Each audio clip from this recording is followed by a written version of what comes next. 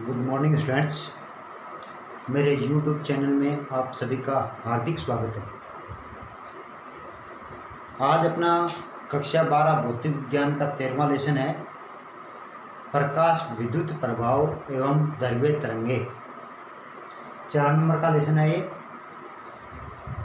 इस लेसन का first topic है इलेक्ट्रॉन उत्सर्जन।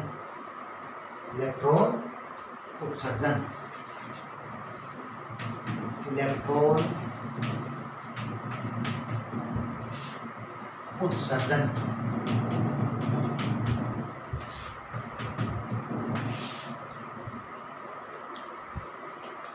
किसी भी धात्विक स्तर से इलेक्ट्रॉन को उत्सर्जित करवाना इलेक्ट्रॉन उत्सर्जन कहलाता है। देखिए एक्चुअल में होता क्या है, कोई भी धातु होती है, उस धातु के स्तर पर मुक्त इलेक्ट्रॉन होते हैं। वो इलेक्ट्रॉन उस धात्विक स्तर के ऊपर विचरण करते रहते हैं, लेकिन स्तर को छोड़कर बाहर नहीं जा पाते। तो उन इलेक्ट्रॉनों को बाहर निकालना, स्तर से बाहर निकालना इलेक्ट्रॉन उत्सर्जन कहलाता है। इलेक्ट्रॉन को उत्सर्जित करवाने के लिए 4 विधियां हैं, जिनमें से फर्स्ट विधि है तापायनिक उत्सर्जन, दूसरी विधि है क्षेत्रक उत्सर्जन, तीसरी विधि है प्रकाशिक उत्सर्जन और चौथी विधि है द्वितीयक उत्सर्जन। तो अब आता है अपना इलेक्ट्रॉन उत्सर्जन की विधियां। इलेक्ट्रॉन उत्सर्जन की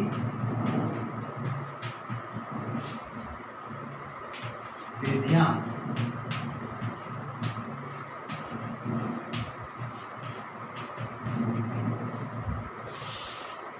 जिनमें से फर्स्ट विधि है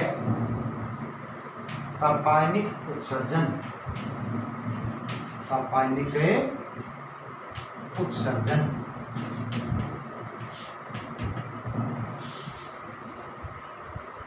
देखिए इस विधि में क्या होता है, कोई भी धात्विक स्तर, उस धात्विक स्तर को या उस धातु को अपन गर्म करेंगे, ताप देंगे, तो उसकी स्तर के इलेक्ट्रॉन तापीय ऊर्जा प्राप्त करके उत्सर्जित हो जाएंगे। इस घटना को अपने तापायनिक उत्सर्जन बोलते हैं। तो डेफिनेशन क्या बन गई, ताप के द्वारा किसी धात्विक स्तर से इलेक्ट्रॉन उत्सर्जित करवाना तापायनिक उत्सर्जन कहलाता है। सेकंड विधि क्षेत्रक उत्सर्जन। क्षेत्रक उत्सर्जन, इसको अपन विद्युत क्षेत्र उत्सर्जन भी बोलते हैं। इसमें देखो क्या होता है, किसी धातु के ऊपर अपन विद्युत क्षेत्र आरोपित करेंगे और लगभग 10 की पावर 8 वोल्ट प्रति मीटर का, तो स्तर के इलेक्ट्रॉन उस विद्युतीय ऊर्जा को प्राप्त करके उत्सर्जित हो जाएंगे। तो डेफिनेशन क्या बन गई क्षेत्र उत्सर्जन की, विद्युत क्षेत्र के द्वारा किसी धात्विक स्तर से इलेक्ट्रॉन उत्सर्जित करवाना क्षेत्र उत्सर्जन कहलाता है। उसके बाद आता है तीसरी विधि प्रकाशिक उत्सर्जन। प्रकाशिक उत्सर्जन,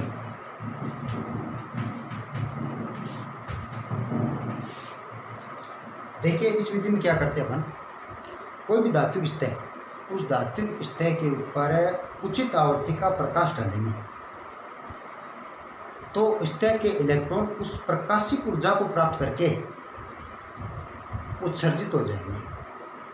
तो प्रकाश के द्वारा किसी धात्विक स्तर से इलेक्ट्रॉन उत्सर्जित करवाना प्रकाशिक उत्सर्जन कहलाता है।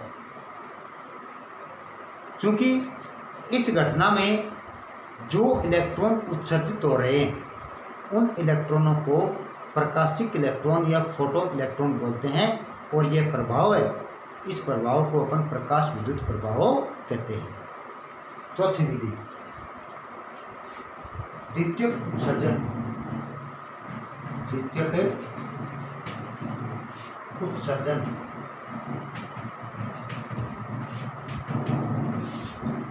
देखिए इसमें क्या होता है, किसी धात्विक सतह पर अपन इलेक्ट्रॉन की बौछार गिराएंगे, इलेक्ट्रॉन की बौछार आपतित करवाएंगे, तो सतह के इलेक्ट्रॉन आपतित इलेक्ट्रॉनों से ऊर्जा प्राप्त करके उत्सर्जित हो जाएंगे।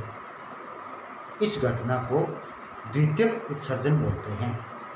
जो इलेक्ट्रॉन आपतित हो रहे हैं उन्हें प्राथमिक इलेक्ट्रॉन, और जो इलेक्ट्रॉन उत्सर्जित हो रहे हैं उन्हें द्वितीयक इलेक्ट्रॉन बोलते हैं।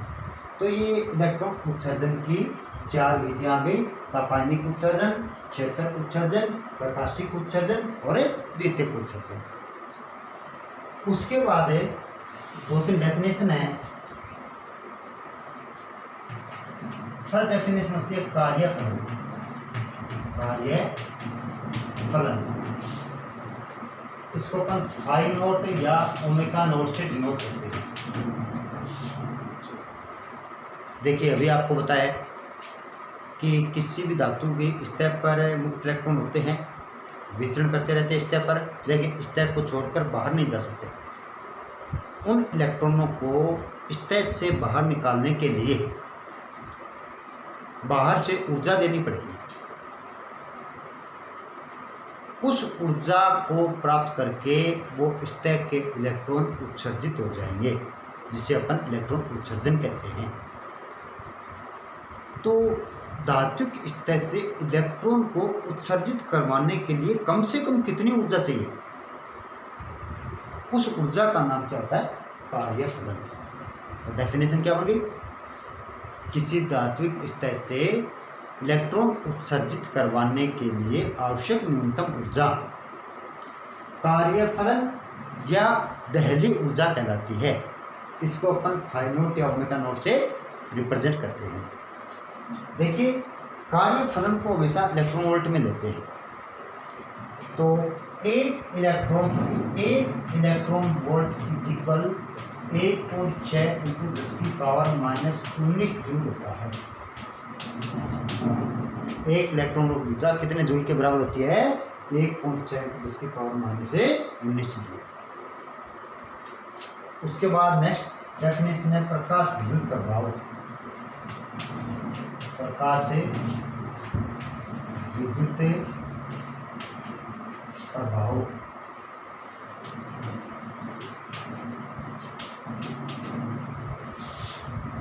देखिए, फोटो इलेक्ट्रिक इफेक्ट। अभी आपने प्रकाशिक उत्सर्जन में पढ़ा है कि किसी धातु की सतह पर उचित आवृत्ति का प्रकाश डाला जाए तो सतह के इलेक्ट्रॉन प्रकाशिक ऊर्जा को प्राप्त करके उत्सर्जित हो जाएंगे। इस घटना को प्रकाश विद्युत प्रभाव कहते हैं। इसमें जो इलेक्ट्रॉन उत्सर्जित हो रहे हैं उन्हें प्रकाशिक इलेक्ट्रॉन या फोटो इलेक्ट्रॉन भी बोलते हैं, और इस प्रभाव के अंदर परिपथ में जो धारा बहती है उस धारा को फोटो धारा या प्रकाशिक धारा कहते हैं। उसके बाद आता है इसके अंदर एक पहली आवृत्ति।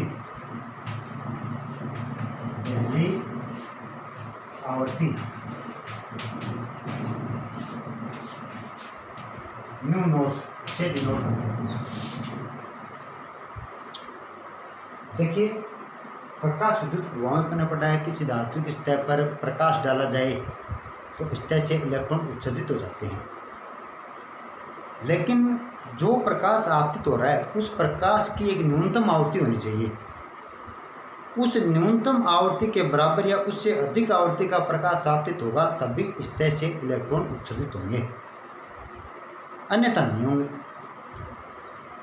तो किसी धात्विक सतह से इलेक्ट्रॉन उत्सर्जित करवाने के लिए आवश्यक न्यूनतम, या यूँ बोल सकते हैं, प्रकाश की वह न्यूनतम आवृत्ति जिस पर सतह के इलेक्ट्रॉन उत्सर्जित हो जाएं, दहली आवृत्ति कहलाती है।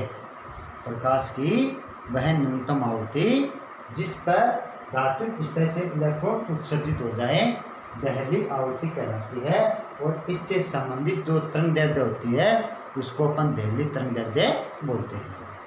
तो ये दहली आवृत्ति की डेफिनेशन आ गई। उसके बाद प्रकाश विद्युत प्रभाव की जो घटना होती है, इस घटना से संबंधित अलग अलग वैज्ञानिकों ने अलग अलग प्रयोग किए, परीक्षण किए। तो देखिए, पहला परीक्षण है हर्ट्ज का परीक्षण। हर्ट्ज का परीक्षण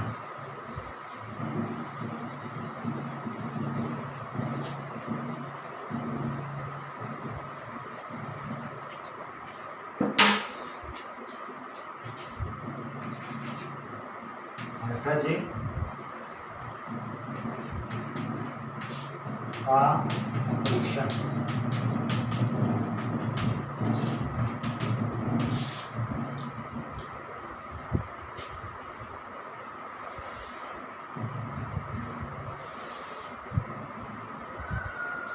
देखिए, मान लो एक विसर्जन नलिका है कांच की। इस विसर्जन नलिका के अंदर 2 धात्विक प्लेट लगा दी अपन, और यहाँ पर अपने बैटरी लगा दी, प्लस से माइनस। इसको कैथोड बोल दिया, इसको एनोड बोल दिया।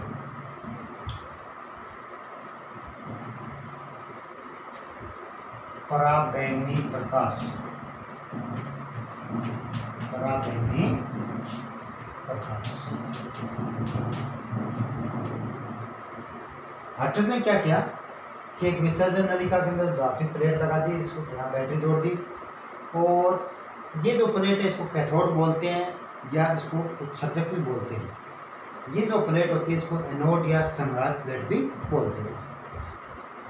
जब इस धातु सतह पर प्रकाश डालते हैं इस कैथोड के ऊपर, तो इस विसर्जन नलिका के अंदर एक चमक उत्पन्न होती है, विद्युत उत्सर्जन उत्पन्न होता है। तो उसका अर्थ हर्ट्ज ने ये लगाया कि जो ही अपन पराबैंगनी प्रकाश डालेंगे तो इस कैथोड से इलेक्ट्रॉन उत्सर्जित होकर एनोड पर आते हैं, जिसके कारण इस नलिका के अंदर एक चमक उत्पन्न होती है। दूसरा प्रेक्षण है वोल्बॉक्स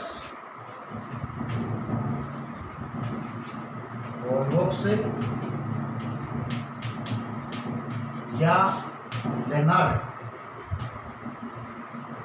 व लेनार्ड का परीक्षण।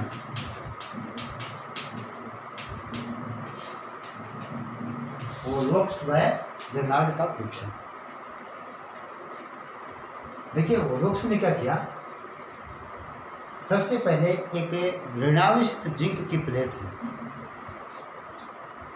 जैसे ये ऋणावेशित जिंक प्लेट, ऋणावेशित जिंक प्लेट, जिंक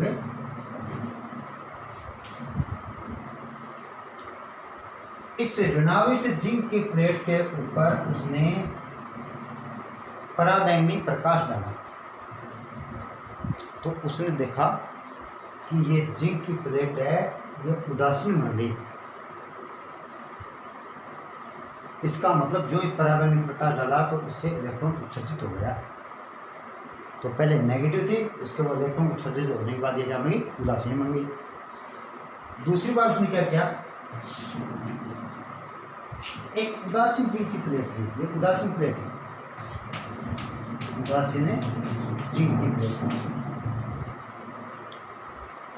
इसके ऊपर उसने पहले से अधिक पराबैंगनी प्रकाश गिराया,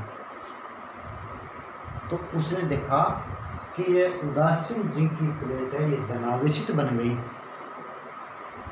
इसका मतलब ये हुआ कि जो पराबैंगनी प्रकाश डाला तो इससे इलेक्ट्रॉन उत्सर्जित हो गया, जिसके कारण ये क्या बन गई, धनावेशित बन गई। तीसरी बार उसने क्या किया, एक धनावेशित जिंक की प्लेट ली, कैसी, धनावेशित। थोड़ा सा इधर लिखता हूं इसको,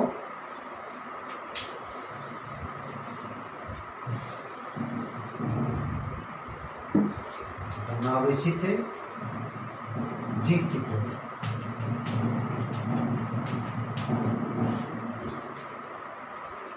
इस धनावेशित जिंक की प्लेट के ऊपर उसने पहले से अधिक पराबैंगनी प्रकाश गिराया तो उसने देखा कि ये धनावेशित जिंक की प्लेट और अधिक धनावेशित बन गई, अर्थात धनावेशित के ऊपर पराबैंगनी प्रकाश लाने के बाद ये स्थिति बनी।